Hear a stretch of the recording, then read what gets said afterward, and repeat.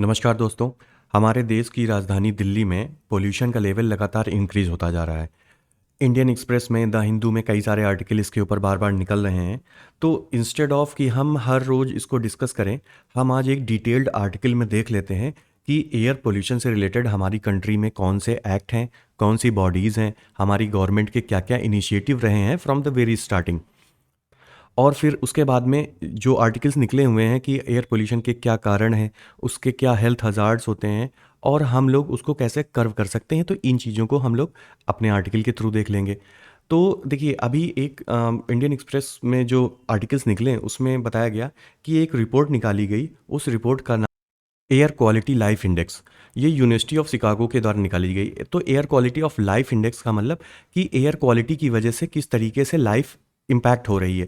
तो इसमें बताया गया कि ऑन एन एवरेज इंडिया में किसी भी पर्सन की जो लाइफ है वो 5.3 ईयर्स कम हो जाती है एयर पोल्यूशन की वजह से। सपोज दैट अगर किसी भी इंडियन यानी कि हमारी पूरी इंडिया की अगर एवरेज लाइफ एक्सपेक्टेंसी 60 ईयर्स है तो उसमें वो 5 साल कम हो जाता है। और सेम दिल्ली में यही लाइफ एक्सपेक्टेंसी 12 साल कम हो जाती है एयर पोल्यूशन की वजह से। तो अब आप समझ लीजिए कि इन सब चीज़ों से कितना थ्रेटनिंग लेवल है एयर पोल्यूशन का हमारी इंडिया में। उसी के साथ ही साथ एक रिपोर्ट और आई थी। उस रिपोर्ट में बताया गया, IQ एयर रिपोर्ट का नाम था, यानी कि इंडेक्स क्वालिटी ऑफ एयर। ठीक। ये एक स्विस एजेंसी है, उसके द्वारा निकाला जाता है, जो कि एयर क्वालिटी पे काम करती है। तो IQ एयर के हिसाब से जो टॉप 50 पोल्यूटेड कंट्री, जो टॉप 50 पोल्यूटेड सिटीज़ हैं, उनमें इंडिया की 39 सिटीज़ हैं पोल्यूटेड। अब देखिए कितना इंडिया में पोल्यूशन का लेवल, जो भी इंटरनेशनल स्टैंडर्ड्स हैं उसके हिसाब से हमारे यहाँ की एयर में इतना पोल्यूशन क्यों है। ठीक है, तो इसको हम देखेंगे। तो सबसे पहले एकदम शुरू से शुरू करते हैं, तो समझते हैं। सबसे पहले 1972 से पहले तो पूरी दुनिया में एयर पोल्यूशन या किसी भी टाइप के पोल्यूशन, चाहे वो वाटर पोल्यूशन हो, नॉइज़ पोल्यूशन हो, इन्वायरमेंट पोल्यूशन हो, उससे रिलेटेड कोई डिस्कशन किया ही नहीं गया। फिर 1972 में यूनाइटेड नेशन की कॉन्फ्रेंस होती है, United Nations conference on human environment. अब इस कॉन्फ्रेंस को हम लोग स्टॉकहोम कॉन्फ्रेंस भी बोलते हैं और हम लोग अपनी इन्वायरमेंट में इसको रखते भी हैं खूब। ठीक, स्टॉकहोम कॉन्फ्रेंस भी बोलते हैं। इसमें क्या हुआ कि इसमें इन्होंने बताया कि जो बहुत सारी कंट्रीज़, जितनी भी हमारी पार्टिसिपेंट यूनाइटेड नेशन की मेंबर कंट्रीज़ हैं, वो अब अपनी अपने लेजिस्लेटर के माध्यम से, यानी कि अपनी अपनी कानून व्यवस्था के माध्यम से ऐसे एक्ट पारित करें, ऐसे स्टैंडर्ड सेट करें जिससे एयर पोल्यूशन को कर्व किया जा सके, जो कि एयर पोल्यूशन इंक्रीज़ हो रहा है। हमारी इंडिया से हमारी प्राइम मिनिस्टर उस टाइम की इंदिरा गांधी भी यहाँ पर गई हुई थी। तो इंदिरा गांधी ने कहा था कि जो पॉवर्टी होती है वो सबसे बड़ी पोल्यूटर होती है। तो इसको हम एज अ कोट भी कभी पॉवर्टी के बारे में लिख सकते हैं। तो खैर, ये तो अलग बात हो गई। अब देखिए, जब इंडिया में फिर क्या हुआ 1972 के बाद में, 1974 में हमने एक एक्ट बनाया, जिस एक्ट का नाम था the water prevention and control of pollution act 1974। अब इस एक्ट के माध्यम से हमने पोल्यूशन को एटलीस्ट रिकॉग्नाइज किया कि हाँ, हमारी कंट्री में डिफरेंट टाइप के पोल्यूशंस हो रहे हैं, चाहे वो किसी फैक्ट्री से निकल रहा हो वेस्ट, या फिर हमारे जो पावर प्लांट्स हैं उनसे एयर पोल्यूट हो रही हो, नॉइज़ हो रहा हो, वेहिकुलर इमिशन हो। इस तरीके की चीज़ों को हमने रिकॉग्नाइज़ किया और स्पेशली वाटर बॉडीज़ के लिए ये एक्ट बनाया गया था। तो इसी एक्ट के अंतर्गत एक ऑर्गेनाइजेशन बनाया गया। उस ऑर्गेनाइजेशन का नाम था सेंट्रल पोल्यूशन कंट्रोल बोर्ड। और साथ ही साथ स्टेट में बनाए गए स्टेट पोल्यूशन कंट्रोल बोर्ड, यानी कि मैंडेट दिया गया कि स्टेट में भी बनाए जाएंगे। अब इस बॉडी का क्या काम था? इस बॉडी का काम था कि जो भी पोल्यूटेंट्स हैं उनको ये बॉडी रिकॉग्नाइज करेगी कि कौन कौन से पोल्यूटेंट हैं या फिर कौन कौन से सोर्स ऑफ पोल्यूशंस हैं, और फिर इसको हम कर्व करने के लिए क्या क्या मेजर्स ले सकते हैं। तो इसको, ये एक स्टेचुरी बॉडी भी है, आप कह सकते हैं, सेंट्रल पोल्यूशन कंट्रोल बोर्ड, जो कि वाटर एक्ट के अंतर्गत इस्टेब्लिश की गई थी। अब देखिए, अब आते हैं हम फास्ट फॉरवर्ड 1981 में।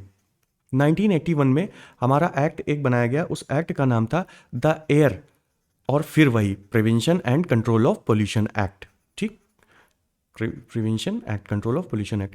इस एक्ट के अंतर्गत एकदम डिटेल में डिस्क्राइब किया गया कि किस तरीके से एयर पोल्यूशन को हमें कर्व करना है और एयर में कौन कौन से पॉल्यूटेंट होते हैं। ठीक है, अब इसके इस एक्ट में जो भी स्टैंडर्ड्स डिफाइन किए गए, उसके लिए भी सेंट्रल पोल्यूशन कंट्रोल बोर्ड को ही अथॉरिटी दी गई कि आप ही इस एक्ट के सारे प्रोविजंस को इम्प्लीमेंट करेंगे। ठीक, तो फिर सीपीसीबी ने क्या किया? सीपीसीबी ने एक प्रोग्राम लॉन्च किया 1984 में। किस चीज़ के लिए? एयर क्वालिटी को मॉनिटर करने के लिए।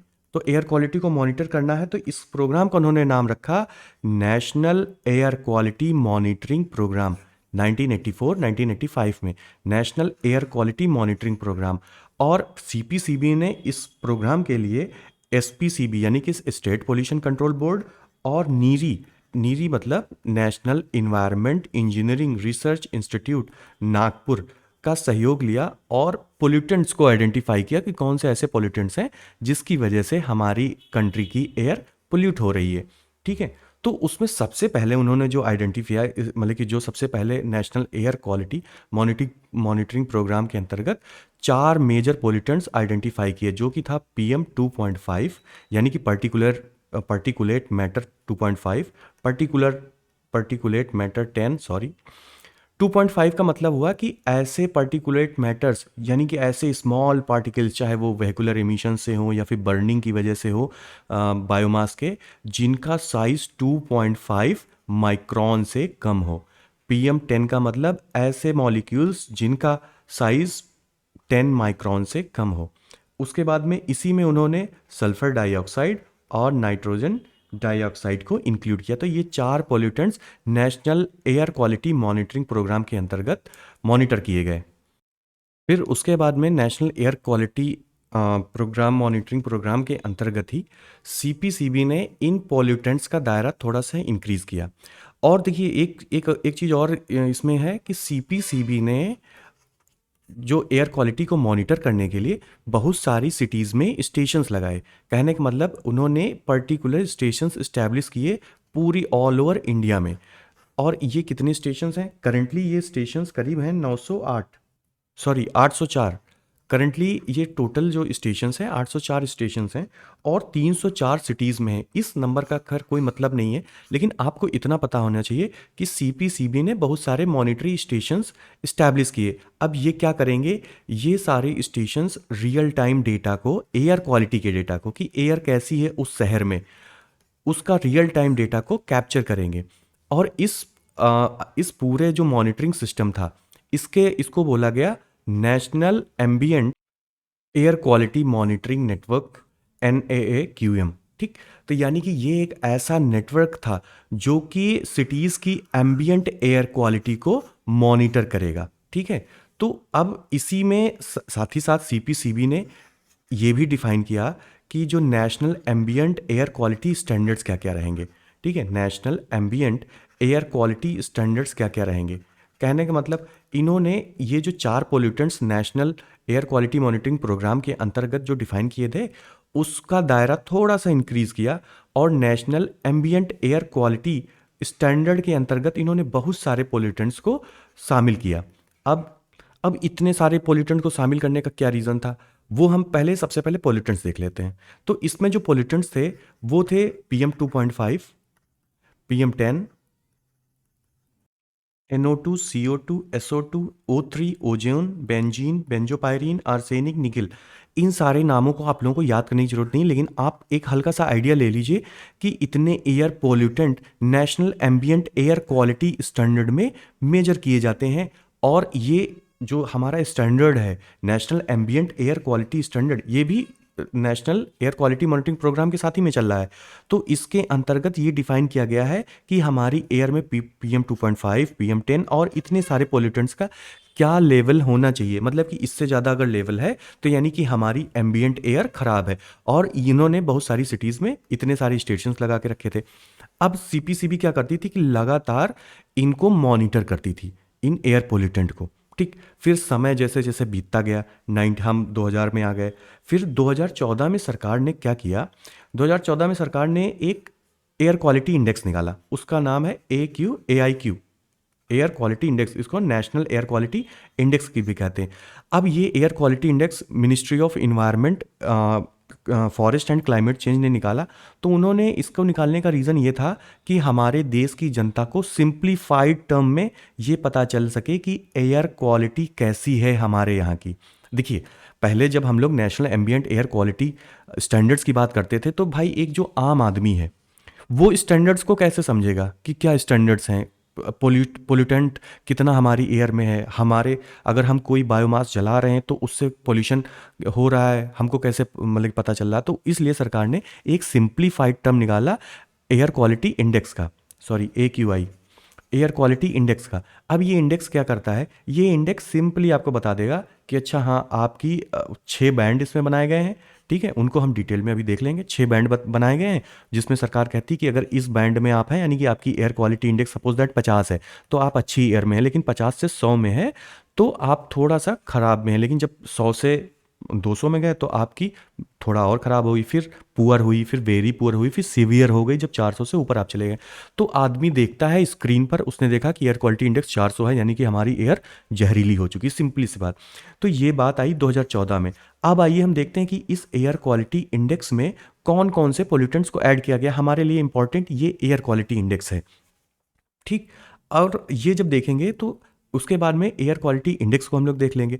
उसके साथ ही साथ में हम लोग अब आगे जब समझेंगे कि ये जो national ambient air quality programme था, इस प्रोग्राम के अंतर्गत जो मॉनिटरिंग स्टेशंस लगाए गए थे, तो बहुत सारी ऐसी सिटीज़ थी जो कि NAA national ambient air quality standards को अटेन नहीं कर पाई। यानी कि सर जो CPCB ने बोला कि आपको PM2.5 और PM10 के जो पॉल्यूटेंट का मानक होना चाहिए एयर में, उससे ज़्यादा बहुत सारी सिटीज़ में था, तो वो उस स्टैंडर्ड को अटेन नहीं कर पाई। तो जब अटेन नहीं कर पाई तो फिर गवर्नमेंट ने उनके लिए एक अलग से इनिशिएटिव निकाला। भाई जैसे एस्पिरेशनल डिस्ट्रिक्ट प्रोग्राम निकाला गया, जो सिटीज़ पुअर हैं उनको अलग से पैसा दिया जाता है, अलग से मॉनिटरिंग की जाती है। वैसे ही जो सिटीज़ CPCB के द्वारा बनाए गए इस स्टैंडर्ड प्रोग्राम को फेल हो गई, उनकी एयर, उनकी हवा वहाँ की गंदी ही निकली, सही हुई ही नहीं, तो उनके लिए फिर सरकार ने एक नया प्रोग्राम लॉन्च किया। उसको हम समझेंगे बात अभी साथ ही में। तो पहले हम देख लेते हैं कि नेशनल एयर क्वालिटी इंडेक्स क्या है। तो इसमें जो 8 पोल्यूटेंट्स रखे गए हैं, वो पोल्यूटेंट्स आपको याद रखने इंपॉर्टेंट है, मतलब कि आप चाहें तो याद कर सकते हैं, इनको याद करना जरूरी है। और मैंने बता दिया कि इस एयर क्वालिटी इंडेक्स को निकालने का रीज़न क्या था, क्योंकि ये एक इंडेक्स है, ये आपको आसानी से बता देगा। जैसे अगर मान लीजिए हंगर इंडेक्स में इंडिया की रैंक 111 आई हुई है और टोटल 132 कंट्रीज़ हैं, तो आपको पता चल गया ना कि हम 111वें नंबर पे हैं, ठीक। आपको ये फिर बहुत ज़्यादा डिटेल में नहीं जाना है कि न्यूट्रिशन लेवल क्या है, स्टंटिंग क्या है, वेस्टिंग क्या है, चाइल्ड मोर्टेलिटी क्या है, इतना तो आपको नहीं दिमाग लगाना है ना। फिर तो आपको सिंपल समझ में आ गया, तो किसी भी आम आदमी को भी समझ में आ जाएगा। तो इसीलिए ये इंडेक्स था कि एयर क्वालिटी इंडेक्स। अब इसमें 8 पोल्यूटेंट जो है वो आप याद कर सकते हैं कि PM10, PM2.5, sulphur dioxide, nitrous dioxide, carbon monoxide, ozone, lead, ammonia और नाइट्रस ऑक्साइड, ठीक। ये एयर पोल्यूटेंट्स थे और इनको जो है 6 लेवल इनके थे। 6 लेवल मतलब 6 कैटेगरीज थी। ये 6 कैटेगरीज कौन थी? गुड, यानी कि अगर आपकी एयर क्वालिटी इंडेक्स 0 से 50 के बीच में रहती है तो गुड है। सेटिस्फैक्ट्री अगर 51 से 100 के बीच में है। मॉडरेटली पोल्यूटेड है अगर 100 से 200 के बीच में है। इतना डिटेल में आपको नहीं पता लगना, लेकिन इतना पता होना चाहिए कि हाँ 50 तक गुड रहता है, फिर सेटिस्फैक्ट्री हो जाता है 100 तक, और सीवियर हो जाता है 400 से ऊपर, ठीक है। बाकी पुअर, वेरी पुअर, यानी कि आपको ये पता होना चाहिए कि एयर क्वालिटी इंडेक्स में 6 कैटेगरीज में हमारी एयर क्वालिटी को कैटेगराइज किया गया है। अब आपने समझ लिया कि एयर क्वालिटी इंडेक्स सरकार ने क्यों बनाया और क्या है एयर क्वालिटी इंडेक्स। अब आइए बात करते हैं कि उन सिटीज़ की जो सिटीज़ CPCB के द्वारा चलाए जा रहे programme national ambient air quality standard, जिसको हम कहते हैं NNAAQS, इसमें जो सिटीज़ फेल हो गई, उन सिटीज़ के लिए सरकार ने 2019 में प्रोग्राम लॉन्च किया, national clean air programme, NCAP, ठीक। नेशनल क्लीन एयर प्रोग्राम में सरकार ने क्या किया, इनको तो इन सिटीज़ को 132 सिटीज़ थी पहले, तो ये आप जान लीजिए 132 नॉन अटेनमेंट सिटीज़ थी जो कि एयर क्वालिटी के स्टैंडर्ड्स को मेंटेन नहीं कर पा रही थी लगातार। उसमें अपने यहाँ की जैसे यूपी की गोरखपुर भी मैंने देखा था, इलाहाबाद थी और एक दो सिटीज़ थी, ठीक है। तो जैसे ये बरेली वगैरह जहाँ पे मैन्युफैक्चरिंग इंडस्ट्रीज़ हैं, तो इन सिटीज़ के लिए सरकार ने टारगेट रखे, कुछ इंसेंटिवाइज किया, इनको पैसे दिए, मॉनिटरिंग इनकी रेगुलेटरी यहाँ पे स्ट्रिक्ट की, और इनसे बोला कि आपका टारगेट है 40% आप PM2.5 और PM10 पोल्यूटेंट्स का जो क्वांटिटी है इसको आप कम करेंगे 2026 तक। 2017 में जितना था, कहने का मतलब 2017 में अगर PM10 का जो लेवल था, यानी कि पार्टिकुलेट मैटर 10 जो है वो अगर 100 था 2017 में हमारी हवा में, तो अब उसको 2026 तक आपको 60 करना है, यानी कि 40% कम करना है। Same goes with the PM2.5 कि अगर 100 PM2.5 था 2017 में, तो उसको आपको 60 करना है भैया। ठीक, तो ये target national clean air programme, तो आपको समझ में आ गया कि नेशनल क्लीन एयर प्रोग्राम क्या था। वो उन सिटीज़ के लिए है जो सिटीज़ अटेन नहीं कर पाई, बाकी तो CPCB सबको मॉनिटर कर ही रहा है। ठीक, अब देख लेते हैं दिल्ली के स्पेसिफिक में क्या प्रोग्राम चल रहा है। देखो, दिल्ली में जो नॉर्मल सब जगह चल रहा है वो तो चल ही रहा है, उसी के साथ ही साथ में क्योंकि दिल्ली की एयर ज़्यादा पोल्यूटेड है, तो इसलिए वहाँ पर सबसे पहले तो सुप्रीम कोर्ट की गाइडलाइंस की वजह से एक बॉडी ऑलरेडी चल रही थी, लेकिन फिर 2020 में गवर्नर के आदेश से एक बॉडी बनाई गई थी जिसका नाम था commission for air quality management. ये दिल्ली स्पेसिफिक है, ठीक है, ये हमारे देश से कोई मतलब नहीं, मतलब कि हमारे दिल्ली से सिर्फ मतलब है, उसके एडजॉइनिंग एरिया से, पूरी ओवर ऑल कंट्री में इसका जो है एक्सपेंशन नहीं है। तो commission for air quality management जो है, ये एक पहली बात तो स्टेचुरी बॉडी है, क्योंकि 2021 पहले तो ये ऑर्डिनेंस के थ्रू बनाई गई थी 2020 में, फिर 2021 में commission for air quality management act ला दिया गया 2021 में, और स्टेचुरी बॉडी बना दी गई। इसका काम क्या होता है कि ये NCR में और जो एडजॉइनिंग एरियाज़ हैं, जैसे हरियाणा, पंजाब, राजस्थान और उत्तर प्रदेश के जो एरियाज़ इस दिल्ली से कनेक्ट होते हैं, ठीक है, उन एरियाज़ में कौन कौन सी ऐसी एक्टिविटीज़ हो रही हैं जिनसे दिल्ली की एयर पोल्यूट हो रही है, उनको कर्व करना, ठीक है, जो कम्युनिटी पार्टिसिपेशन है, लोगों के स्टेक होल्डर्स हैं, उनसे बात करना। और इसी में CPCB के मेंबर्स भी होते हैं, इसरो के भी मेंबर्स होते हैं, और सिविल सोसाइटीज़ की भी होती हैं। ठीक, उसके साथ ही साथ में आपको पता है दिल्ली में ग्रेडेड रिस्पांस एक्शन प्लान लागू किया गया है कि जैसे जैसे पोल्यूशन बढ़ता जाएगा वैसे वैसे बहुत सारी एक्टिविटीज़ को रिस्ट्रिक्ट कर दिया जाएगा, जैसे कंस्ट्रक्शन का वर्क, व्हीकल्स का रोड पे आना, और फिर वो अल्टरनेट डेज वाला वहाँ पे प्रोग्राम चल रहे हैं। ठीक, तो ये तो बात हो गई दिल्ली के स्पेसिफिक। अच्छा, एक चीज़ और हमारी छूट रही है, वो है सफ़र इंडेक्स। आपने बहुत ज़्यादा नाम सुना होगा कि सफ़र इंडेक्स। तो सफ़र इंडेक्स क्या है? सफ़र एक्चुअली में सिस्टम नहीं है, सफ़र एक है, सॉरी, सफ़र इंडेक्स नहीं है, एक एक्चुअली में सिस्टम है। अब सिस्टम किस चीज़ का है, देखिए, ये भी एयर क्वालिटी को मेज़र करने में और लोगों में अवेयरनेस फैलाने का एक सिस्टम है। इस सिस्टम को मिनिस्ट्री ऑफ अर्थ साइंसेस ने इम्प्लीमेंट किया हुआ है बिग मेट्रोपॉलिटन सिटीज़ में, जैसे अहमदाबाद, मुंबई, हैदराबाद, चेन्नई, ठीक है, इस तरीके, दिल्ली, इस तरीके की बड़ी बड़ी सिटीज़ में। तो आप इतना समझ लीजिए कि जो सफ़र सिस्टम है, यानी कि system of air quality forecasting and research, तो इससे क्या होता है कि जो बड़ी बड़ी मेट्रोपॉलिटन सिटीज़ हैं वहाँ पर एयर क्वालिटी को कंसिस्टेंटली मॉनिटर किया जाता है और फोरकास्ट भी किया जाता है कि कैसा एयर क्वालिटी या फिर पोल्यूशन अगले 72 आवर्स में कैसा रहेगा। ठीक, अब इसकी ज़रूरत क्यों पड़ी? देखिए, 2010 में कॉमनवेल्थ गेम्स होने वाले थे, तो कॉमनवेल्थ गेम्स में आपको पता है कि भाई देश विदेश से खिलाड़ी आते हैं हमारे यहाँ, तो हमारी जो सिटीज़ हैं उसमें एयर क्वालिटी कैसी है इस चीज़ को बताने के लिए और लोगों को जागरूक करने के लिए कि कोई वो ऐसी एक्टिविटीज़ ना करे जिससे एयर पोल्यूशन इंक्रीज़ हो, इसके लिए ये सफ़र सिस्टम इम्प्लीमेंट किया गया था मिनिस्ट्री ऑफ अर्थ साइंसेज के द्वारा। ये यहाँ पे आप लोग ध्यान रखिएगा कि SAFAR system ministry of earth sciences का है, बाकी सारे प्रोग्राम जितने भी होते हैं वो ministry of environment, forest and climate change के अंतर्गत आते हैं। अच्छा, ये सफ़र सिस्टम को ईजाद किया गया था Indian institute of tropical metrology, IITM के द्वारा डेवलप किया गया था और इम्प्लीमेंट किया गया था IMD के द्वारा। ठीक, ये तो बात हो गई सफ़र की। अब इसमें एयर क्वालिटी को मेट्रोपॉलिटन, अब इतना आप याद रखिएगा कि जो सफ़र है वो आपका मेट्रोपॉलिटन सिटीज़ के लिए है, नॉर्मल सिटीज़ के लिए नहीं, यानी कि बड़ी बड़ी सिटीज़ के लिए। इसमें होता क्या है, इसमें एक बड़ी सी स्क्रीन होती है, उस स्क्रीन में सेम जैसे एयर क्वालिटी इंडेक्स में होता है ना, बहुत सारी कैटेगरीज होती हैं, गुड, उसके बाद में फिर मॉडरेट वाली होती है, फिर पुअर, फिर वेरी पुअर, तो उसी तरीके की इसमें भी बहुत सारी कैटेगरीज स्क्रीन पे शो होती रहती हैं। उसमें पॉल्यूटेंट्स होते हैं कि कौन सा पॉल्यूटेंट का लेवल क्या है, और अगर वो लेवल सपोज दैट कि सीवियर है तो रेड कलर में हो जाएगा या ऑरेंज कलर में हो जाएगा, अगर गुड है तो ग्रीन कलर में हो जाएगा। तो इस तरीके की बहुत सारी कलर कोडिंग वाली स्क्रीन होती है। आई होप समझ में आ गया होगा आपको। तो एयर क्वालिटी को मेजर किया जाता है मेट्रोपॉलिटन सिटीज़ में। Air quality early warning system भी है कि कैसे रहेगा, और उसी के साथ ही साथ में ये देखो बहुत सारे मेट्रोलॉजिकल कंपोनेंट्स होते हैं हमारे इन्वायरमेंट के, जैसे टेम्परेचर हो गया, ह्यूमिडिटी हो गया, विंड और विंड की स्पीड, विंड की डायरेक्शन, ठीक है, प्रेसिपिटेशन, इन सब चीज़ों को भी सफ़र जो है कैप्चर करता है।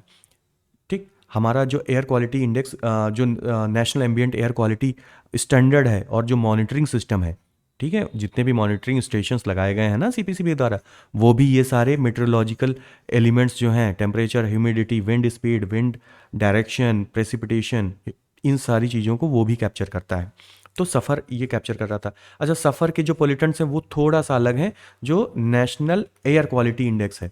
लेकिन देखिए, हमको ना national ambient air quality index के रटने हैं, ना सफ़र के पॉल्यूटेंट्स को रटने। हमें खाली ये पता होना चाहिए कि नेशनल एयर क्वालिटी इंडेक्स में कौन कौन से पॉल्यूटेंट्स होते हैं, ये थोड़ा सा ज़्यादा इंपॉर्टेंट है। और ये पता होना चाहिए कि जो नेशनल एयर क्वालिटी इंडेक्स है, इसके बहुत सारे पॉल्यूटेंट्स, मतलब कि इसमें बहुत सारे पॉल्यूटेंट्स जो है इसमें नहीं है, जैसे PM2.5, 10, ओजोन, कार्बन मोनोऑक्साइड, ये भी है, NO2, SO2, लेड भी है हमारे इसमें। तो ये सारी चीज़ें तो यहाँ पे हैं ही हैं। तो ये कितनी चीज़ें हैं? दो, दो चार, दो छः, एक सात। तो एक आठवां कौन सा नहीं है बताइए? NH3, अमोनिया नहीं है यहाँ पे। तो आप इतना समझ लीजिए। उसके बाद में बेंजीन, टालुइन, जाइलिन, ये सारी हैं। तो ये बात हो गई हमारे सफ़र इंडेक्स की। अब हम आ जाते हैं उस डिटेल्ड आर्टिकल पर जिसमें के बारे में हम बात करने वाले थे। तो देखिए, हमने ये बात कर ली कि इंडिया में 5.3 साल लाइफ एक्सपेक्टेंसी कम हो जा रही है as per air quality life index निकाला गया है यूनिवर्सिटी ऑफ शिकागो के द्वारा। और दिल्ली में 12 साल, 11.9 ईयर्स, यानी कि लगभग में 12 साल कम हो जा रही है। और ये तो लाइफ तो कम हो ही रही है, उसके साथ ही साथ में हाई लेवल ऑफ डिसेबिलिटीज़ और जो क्रॉनिक इलनेस हो रहा है वो अलग से। उसके बाद में IQ air index of quality of air के बारे में हमने बता दिया। ये Swiss air quality information platform है, जिसमें जो है 39 सिटीज़ हमारी जो है टॉप 50 पोल्यूटेंट में, पोल्यूटेड सिटीज़ में 39 इंडियन सिटीज़ हैं। अच्छा, अब देखिए, ये राइटर बताते हैं कि जो ये पोल्यूशन है ना, वो सिर्फ अब अर्बन एरियाज़ में नहीं रह गया है, रूरल एरियाज़ में भी हो गया, क्योंकि जो मॉडर्न वे ऑफ लाइफ है उसको अडॉप्ट किया जाता है रूरल लोगों के द्वारा। बहुत सारे व्हीकल्स खरीदे जा रहे हैं, ठीक है, वेहिकुलर इमिशन। उसके बाद में फिर डस्ट है, जितने भी कच्चे रास्ते होते हैं उनसे भाई धूल उड़ती है। बायोमास को बर्न किया जाता है गांव में, आपको पता है, चूल्हा जलाने के लिए। तो उसके लिए फिर राइटर बताते हैं कि हमारे पास एयर क्वालिटी इंडेक्स है, और इसको हम ऑलरेडी डिटेल में डिस्कस कर चुके हैं कि इसमें 8 पोल्यूटेंट्स होते हैं।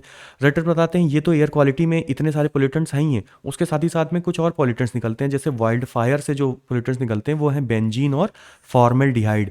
बेंजीन, फॉर्मल्डिहाइड जो है वाइल्ड फायर से निकलते हैं। कैडमियम जो निकलता है वो सिगरेट के, मतलब कि सिगरेट जब जलती है तो उससे कैडमियम निकलता है। फिर बहुत सारे फाइन पार्टिकुलेट मैटर्स होते हैं, पोल्यूटेंट्स होते हैं, जो 2.5 यानी कि PM2.5 से भी छोटे होते हैं। वो तो और भी हानिकारक होते हैं, क्योंकि वो भाई हमारी बॉडी में कहीं भी जा सकते हैं। और उससे भी छोटे होते हैं जो 0.1 माइक्रोन से कम होते हैं, उनको बोलते हैं अल्ट्रा फाइन पार्टिकल्स। यानी 0.1 माइक्रोन से छोटे जो होते हैं उनको बोलते हैं अल्ट्रा फाइन पार्टिकल। और ये हमारे लंग को, यानी कि ये हमारे जो फेफड़े होते हैं उनको भी पास करके हमारी ब्लड स्ट्रीम में चले जाते हैं। और फिर ये क्या कर सकते हैं? ये हमारी, देखो, जो नर्वस सिस्टम है उसको हैम्पर कर सकते हैं। हम जो है ब्रेन स्ट्रोक ला सकते हैं, हमारी जो पेरिफेरल नर्व्स है उसको ब्लॉक कर सकते हैं, बहुत सारी दिक्कतें पैदा कर सकते हैं, हमारी किडनी में प्रॉब्लम कर सकते हैं। और ये अभी आप देखेंगे आगे इसके बारे में डिटेल में कि क्या इसके हेल्थ हजार्ड होते हैं। और ये भी राइटर बताते हैं कि देखो, ये 6 कैटेगरीज हैं, इनको हम डिस्कस कर चुके हैं। तो इन 6 कैटेगरीज में अगर कोई भी बंदा सेटिस्फैक्ट्री लेवल का जो एयर पोल्यूशन होता है ना, 51 से 100 के बीच में, इस लेवल पर भी अगर लगातार आप इस हवा में सांस ले रहे हैं, जिसको आप सेटिस्फैक्ट्री बोल रहे हैं, उसमें भी आपको सीरियस हेल्थ इफेक्ट्स हो सकते हैं। क्योंकि देखिए, जो WHO के स्टैंडर्ड्स हैं ना, यानी कि वर्ल्ड हेल्थ ऑर्गेनाइजेशन के जो एयर क्वालिटी के स्टैंडर्ड्स हैं वो बहुत ही हाई हैं। उनका क्या स्टैंडर्ड होता है कि आपकी हवा में पार्टिकुलेट मैटर जो 2.5 है ना, वो 5 माइक्रोन पर क्यूबिक मीटर से कम होना चाहिए। यानी कि 1 क्यूबिक मीटर में 5 माइक्रोन, 2.5 PM2.5 के 5 मॉलिक्यूल से ज़्यादा ना हो। ये देखिए, ये एक मॉलिक्यूल है, सपोज दैट PM2.5, तो ये 5 से ज़्यादा ना हो आपके 1 क्यूबिक मीटर में। लेकिन इंडिया ने क्या स्टैंडर्ड सेट किया हुआ है? इंडिया ने सेट किया हुआ है कि आपके 1 क्यूबिक मीटर में 40 PM2.5 हो सकते हैं। तो अब आप समझ लीजिए कि हमारे यहाँ का स्टैंडर्ड ही कितना लो है ऑलरेडी। अच्छा, वो लो होने का रीज़न ही भी है क्योंकि हमारे यहाँ भाई इतनी ज़्यादा पॉपुलेशन है। तो कहने का मतलब कि अगर आप सेटिस्फैक्ट्री लेवल पर भी हैं तब भी आपको नुकसान है। अब एयर पोल्यूशन क्यों होता है? देखिए, अगर हम अपनी नॉर्दर्न बेल्ट की बात करें, फॉर एग्जांपल यहाँ पर दिल्ली है, ठीक, ये हमारा पूरा नॉर्दर्न गैंगेटिक प्लेन है। तो यहाँ पर ये लैंडलॉक है कि नहीं? देखिए, उधर तो ऊपर हिमालय हो गया, और यहाँ पर जो हमारा बे ऑफ बंगाल है वो कितनी दूर है, ठीक। तो इसकी वजह से कोई ऐसा तो है नहीं कि यहाँ पर हवाएं चलती हों, सी ब्रीज आती हों, और जो यहाँ का डस्ट है या जो भी एयर पोल्यूशन है उसको डिस्पर्ज कर दें इधर उधर, और साथ ही साथ वापस लेके चले जाएं समुद्र के ऊपर। ऐसा होता नहीं। इस ऐसा होता है मुंबई चेन्नई जैसी सिटीज़ में, जहाँ पर कहीं ना कहीं जो सी ब्रीज होती है वो एयर पोल्यूशन को कर्व करने में हेल्प करती है। ठीक। और साथ ही साथ विंटर्स में इतनी कंडीशन हार्श क्यों हो जाती है? क्योंकि भाई जो कोल्ड एयर होती है वो सबसाइड करती है। आपने पढ़ा होगा जियोग्राफी में, कोल्ड एयर जो होती है वो सबसाइड करती है, यानी कि वो हाई टेम्परेचर, वो सॉरी हाई प्रेशर बनाती है। और जो वार्म एयर होती है, वार्म एयर राइज करती है और वो जो है लो प्रेशर बनाती है। तो जो वार्म एयर होती है वो तो राइज होगी और हल्की होगी तो कहीं इधर उधर डिस्पर्स हो जाएगी। लेकिन जो कोल्ड एयर होगी, कोल्ड एयर में भाई वाटर वेपर्स होते हैं, उनका वेट होता है, तो वो तो सस्पेंडेड रहेंगे ना एयर में। अगर कोई हवा नहीं चल रही और हवा चलेगी भी तो वो इतनी इफेक्टिव नहीं होगी, क्योंकि भाई पार्टिकल्स हैवी हैं, तो उनको डिस्प्लेस होने में भी टाइम लगेगा।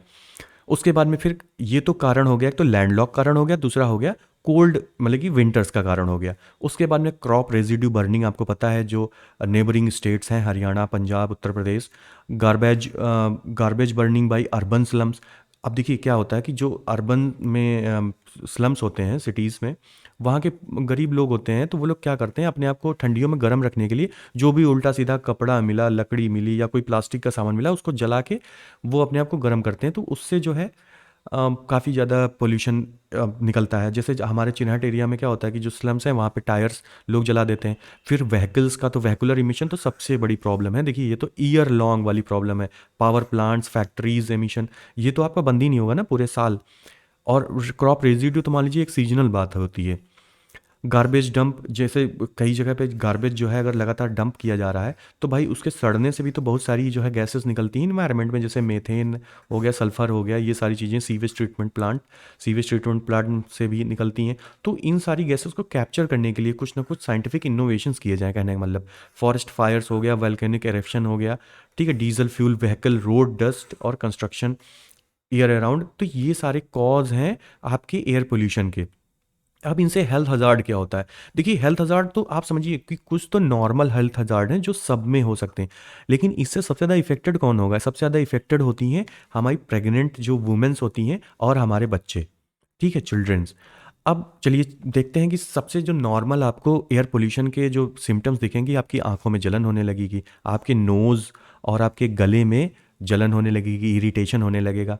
उसके बाद में जो सीवियर कंडीशन हो सकती है वो हार्ट अटैक की हो सकती है, ब्रेन स्ट्रोक की हो सकती है, जिसको हमने बताया कि अगर अल्ट्रा फाइन पार्टिकल्स आपकी बॉडी में चले गए ब्लड स्ट्रीम में तो वो ब्रेन स्ट्रोक का कारण बन जाते हैं। उसके साथ ही साथ में cardiovascular disease, cerebrovascular disease, hypertension, peripheral vascular disease हो जाती हैं। ये सब क्या है? सेरिब्रो मतलब कि जो हमारी सेरिब्रल यानी कि ब्रेन से रिलेटेड जो हमारी धमनियाँ होती हैं, नसें होती हैं, उनमें ब्लॉकेज कर देना, हाइपरटेंशन, हाई ब्लड प्रेशर की बात हो रही है। पेरिफेरल, जो हमारा पेरिफेरल नर्वस सिस्टम होता है ना, देखिए एक तो मेन नर्वस सिस्टम होता है, फिर पेरिफेरल होता है जो हमारी पूरी बॉडी में फैला होता है, जहाँ से हमको संदेश आते हैं कि हमें चोट लगी, क्या हुआ। तो इस सिस्टम को हर्ट कर सकता है ये पोल्यूशन। और अगर बहुत ही लंबे समय तक आपका एक्सपोजर रहा इस पोल्यूटेड एयर में तो आपको कैंसर होने के चांसेस हैं, diabetes, chronic lung disease, asthma, इस तरीके की प्रॉब्लम्स आप हेल्थ हज़ार्ड में। और देखिए प्रेग्नेंट लेडीज़ के बारे में इस चीज़ को तो आप ज़रूर कोट कीजिए अपने एग्ज़ाम में कि जब भी एयर पोल्यूशन से रिलेटेड कोई भी आया कि प्रेग्नेंट लेडीज़ का जो उनका फीटस होता है उसमें देखिए उनके फीटस के ब्रेन में जो है PM2.5 पाया गया। सोचिए कितनी चिंताजनक बात है कि आपका पर्टिकुलेट मैटर 2.5 वो फीटस के ब्रेन में पाया जाता है। मैटरनल प्लेसेंटा में, प्लेसेंटा क्या होती है? जो मदर होती है और जो बच्चे की नाभि होती है उससे जुड़ा होता है ना, जो जिससे जो है बच्चा न्यूट्रिशन और फूड लेता है और वेस्ट मटेरियल निकालता है। तो वो सारी चीज़ें उसमें भी, मैटरनल प्लेसेंटा में भी PM2.5 पाया गया।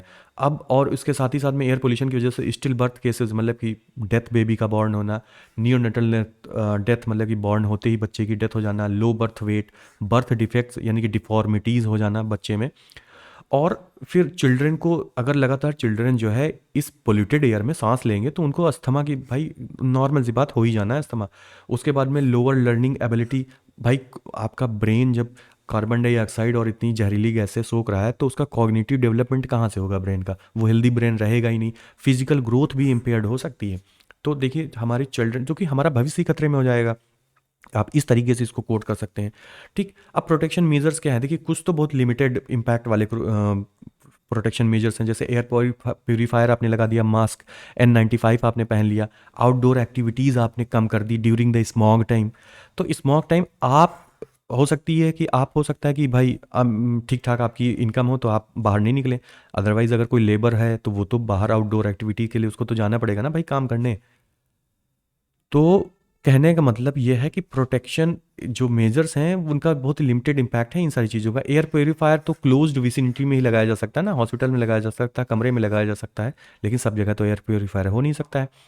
इसके लिए परमानेंट सोल्यूशन यही है कि भैया आप क्लीन ट्रांसपोर्ट यूज़ करिए। डीजल व्हीकल्स को तो एकदम बैन हो जाना चाहिए सिटीज़ में, और पेट्रोल व्हीकल्स का भी एक सर्टेन एज के बाद में स्क्रैप पॉलिसी है हमारे यहाँ। पब्लिक ट्रांसपोर्ट का ज़्यादा से ज़्यादा लोग यूज़ करें, अपनी गाड़ी तुरंत निकाल के ना चलते हैं, और फिर थोड़ी बहुत दूर जाना हो तो कहने का मतलब आप बता सकते हैं कि लोग पैदल भी चल के जा सकें। उसके साथ ही साथ इलेक्ट्रिक व्हीकल्स का ज़्यादा से ज़्यादा प्रयोग होना चाहिए। क्लीन एनर्जी, रिन्यूएबल एनर्जी की तरफ ट्रांजिशन होना चाहिए फॉसिल फ्यूल्स के लिए, ठीक है। उसके लिए ज़्यादा से ज़्यादा जो है इन्वेस्टमेंट हो, इनोवेशन हो। प्रिवेंट स्टबल बर्निंग को एकदम बिल्कुल बैन, जैसे हैप्पी सीडर्स के लिए जो है, और जो बहुत सारे और सीडर्स हैं जिनसे जो है खाद बनाई जाती है। और कुछ ऐसी भी अभी रिसेंट में आया था दैनिक जागरण में कि कहीं का एक मतलब पर्सन है, उसने जो है कुछ ऐसी प्लास्टिक बनाई हुई है या फिर सामान रखने के लिए एक ऐसा चीज़ बनाई हुई है जो कि स्टबल से बन रहा है, यानी कि जो आपका धान का पैरा है उससे बनाया जा रहा है, गार्बेज बर्निंग को। तो इस तरीके की प्रैक्टिसेस को इम्प्लीमेंट किया जाए, कहने का मतलब रिसाइकिल रीयूज वाली प्रैक्टिसेस को। फिर गुड कंस्ट्रक्शन प्रैक्टिसेस, यानी कि जो कंस्ट्रक्शन वर्क हो उसको भाई ढक के रखा जाए, जो भी मटेरियल हो कंस्ट्रक्शन वाला उस पर जो है पानी का छिड़काव समय समय पे किया जाए, ताकि उसको जो है वो हवा में उड़े ना। Waste management. उसके बाद में राइटर बोलते हैं कि प्रोएक्टिव पब्लिक पॉलिसी होनी चाहिए। तो प्रोएक्टिव तो ग्रेडेड रिस्पॉन्स एक्शन प्लान, ठीक है। प्रोएक्टिव तो देखिए, लेकिन एक एक काइंड ऑफ ये भी कह सकते हैं कि जो ग्रेडेड रिस्पॉन्स एक्शन प्लान है ना, वो हजार्ड बेस है, यानी कि रिस्क बेस्ड है। जितनी ज़्यादा हजार्ड होती जाएगी उतना ज़्यादा ये रिस्पॉन्स कर रहा है, लेकिन ये ना हो कि प्रोएक्टिव होना चाहिए, यानी कि पहले ही आपकी प्रिपेयर्डनेस होनी चाहिए कि हम तो इसका नंबर ही नहीं आने देंगे, ठीक है। ये तो क्या है, ये तो आपका जो है कॉन्सिक्वेंशल बेस है कि अगर ये रिजल्ट्स आ रहे हैं, फॉर एग्जांपल कि अगर पीएम जो हमारी एयर क्वालिटी इंडेक्स है अगर वो 100 से ऊपर होगी तो हम कंस्ट्रक्शन वर्क बंद कर देंगे। तो हम ऐसा ना करके पहले ही कुछ ऐसा उपाय करें कि कंस्ट्रक्शन वर्क भी बंद ना हो और हमारी एयर भी पोल्यूटेड ना हो। इफ़ेक्टिव इन्फोर्समेंट होना चाहिए, तो यानी कि पॉलिसी हो, इन्फोर्समेंट हो, मॉनिटरिंग हो और इनोवेटिव सॉल्यूशंस हो। तो ये हमारा पूरा डिटेल्ड टॉपिक हो गया। आई होप कि इसके बाद में अब आप लोगों को एयर क्वालिटी, एयर पोल्यूशन से रिलेटेड बार बार न्यूज़ नहीं पढ़नी पड़ेगी, और साथ ही साथ कहीं और हमें घूमना नहीं पड़ेगा, ठीक है। हमें मतलब भर का हम इसकी PDF आप हमारे टेलीग्राम चैनल से पा सकते हैं, जो कि हमारे यूट्यूब के लिंक में होगी। Thank you so much, have a good day, bye bye.